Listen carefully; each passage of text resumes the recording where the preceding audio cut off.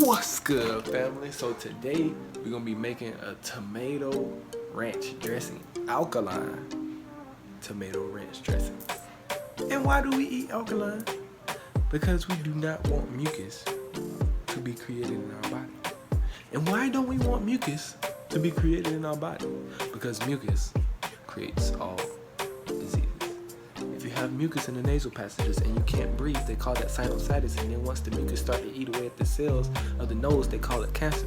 Same for diabetes. If it's mucus clogging the pancreatic ducts and the pancreas can't supply the insulin through the duodenum to the upper intestines, then they call that diabetes.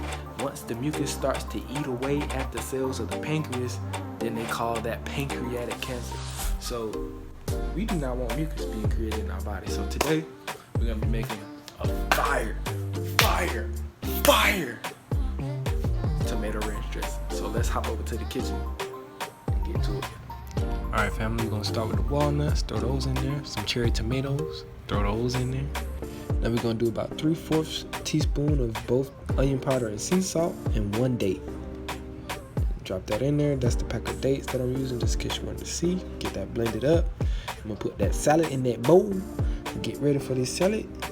And I'm gonna add a little bit of oregano to the blend. That's about how much I did, about a half a teaspoon. I'm gonna add some cherry tomatoes to the salad.